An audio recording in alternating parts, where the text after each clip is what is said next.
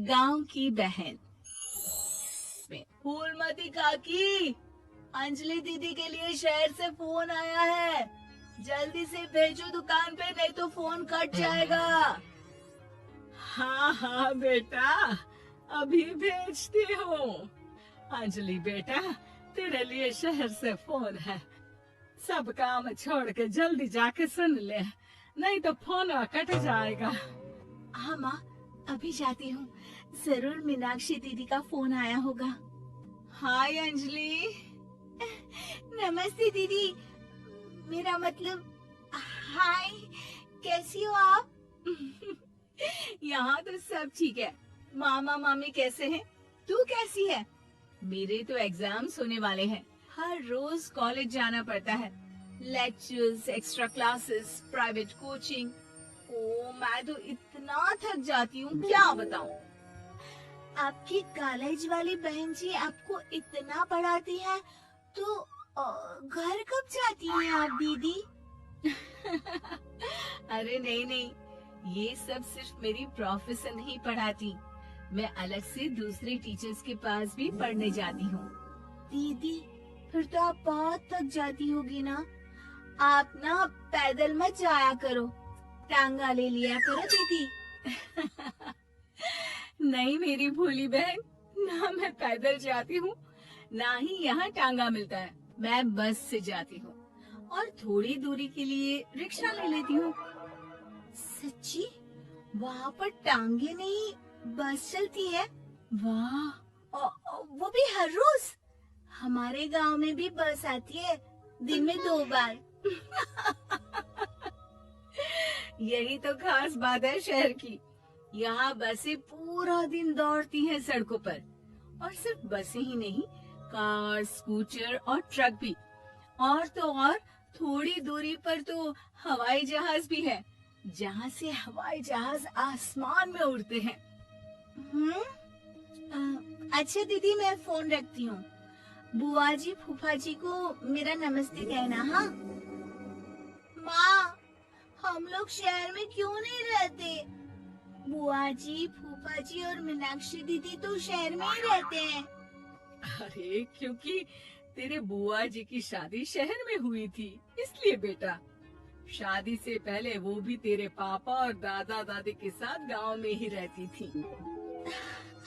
तो फिर बा, मुझे शहर भेज दो ना, मैं भी शहर देखना चाहती हूँ। इतनी बार मीनाक्षी दीदी से शहर के बारे में सुन चुकी हूँ, अब मैं भी वहाँ जाकर देखना चाहती हूँ। बस आप मुझे शहर भेज दो।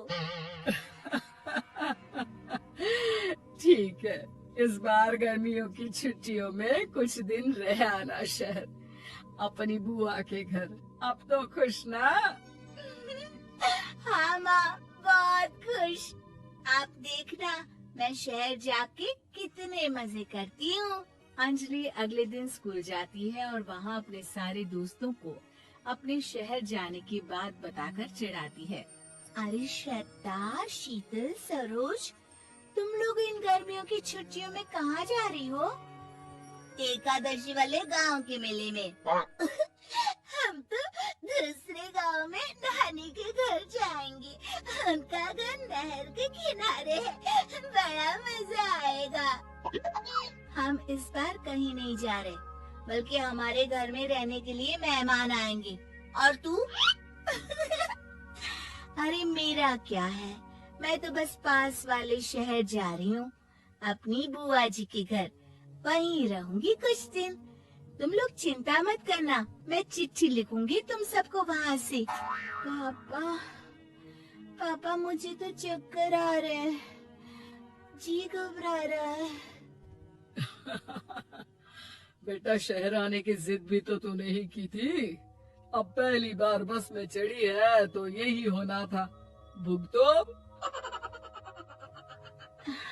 अरे मामा जी, अंजलि, आप लोग आने से पहले बता तो देते, मैं लेने आ जाती बस स्टैंड तक। आओ आओ भैया, आओ बेटी अंजलि। माँ बुआ जी कैसे हैं वहाँ? और भाभी कैसी हैं? सब ठीक है, बस अंजलि जिद कर रही थी कुछ दिन आप लोगों के साथ रहने की, सो छोड़ने आ गया। दीदी, आप मुझे शहर घुमाने ले जाओ ना, मुझे भी शहर देखना है। हाँ हाँ, चल तैयार हो जा जल्दी से। अंजलि तैयार होने जाती है और कुछ देर बाद जब बाहर आती है तो अरे, ये क्या कर दिया तूने? मार्केट तक ही तो जाना है। इतनी डार्क रेड लिपस्टिक, इतने बड़े बड़े झुमके और चूड़ियां और चेहरे पर इतना सारा पाउडर। मेरी बहन, ऐसे नहीं चलेगा। जा और ये सब हटा के आ। अरे कैसे, क्यों? मैंने शहर आने के लिए इतनी मेहनत से ये सब इकट्ठा किया था।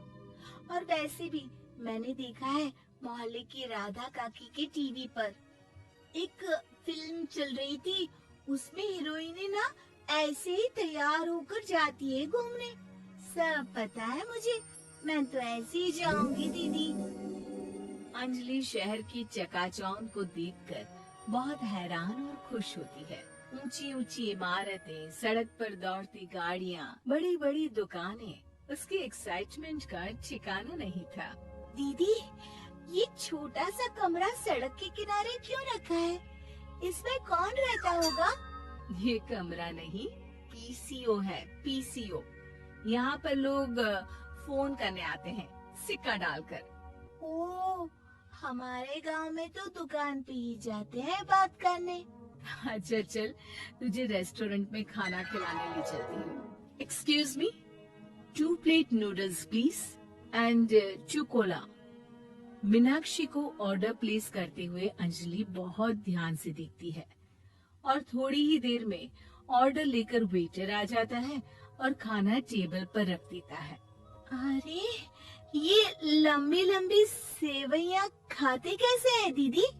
और इसके साथ कोई अचार, प्याज, मूली कुछ भी नहीं दिया, बस ये छोटा सा पेट खुजाने वाला दे दिया है। गांव में तो छोटे छोटे चावल ही होते हैं जो कि हाथ से ही खा लेती हूँ। अब इसे कैसे खाऊं दीदी? एक्सक्यूज मी, एक चम्मच प्लीज, और लिटिल प्याज और अचार और मूली और एक गिलास मट्ठा, वो बाद में। अब ये सब सुनकर आसपास बैठे लोगों को हंसी आ जाती है। मीनाक्षी भी अपनी हंसी किसी तरह रोकने की कोशिश करती है और वेटर मुस्कुराता हुआ वहाँ से चला जाता है। अंजलि समझ नहीं पाती कि सब किस बात पर हंस रहे थे, लेकिन वो जीत जाती है। दीदी, मुझे लगता है कि मुझे इन सेवइयों को ऐसे ही खा लेना चाहिए, इसी पेट खुजाने वाले कांटे के साथ। एक काम कर, तो मुझे खाते देख, जैसे मैं खाऊं तू भी वैसे ही खा ले। ठीक है दीदी। अंजलि खाते खाते नूडल्स में सिरका ज्यादा डाल देती है, फिर ऊपर से नमक दानी से खिलते हुए काफी नमक भी अनजाने में छिड़क लेती है। अरे, ये क्या क्या खा लिया? अरे हाय हाय, कितना कड़वा है। पानी, पानी, ये काला शरबत ही पी लेती हूँ। और जल्दबाजी में अंजलि जल्दी जल्दी कोला पी लेती है, जिससे उसके नाक में झंझनाहट होती है। दीदी, मुझे ले चलो यहाँ से। मैं ये सब शहरी खाना नहीं खा सकती। अब शर्म के मारे मीनाक्षी अपनी बहन को वापस घर ले जाती है और कहती है कि देख अंजलि, माना कि शहर और गांव एक दूसरे से बहुत अलग है, लेकिन इसका मतलब ये नहीं कि हमेशा शहर ही बेहतर हो और उस वजह से हमें वो सब करना पड़े जो हम नहीं कर सकते। शहर में सहूलतें तो है ही, पर चुनौतियां भी हैं। हम जहाँ भी रहें, हमें कभी अपने आप को कम या ज्यादा नहीं समझना चाहिए। हर किसी भी नई जगह में ढलने में समय लगता है, उसके लिए तुम्हें दूसरों की नकल करने की कोई जरूरत नहीं है। बेटा, घूम लिया शहर या अभी और घूमना है? नहीं पापा, मैं अपनी गलती समझ गई हूँ। आप गांव ही ले चलिए मुझे। Let's go. Let's go. Let's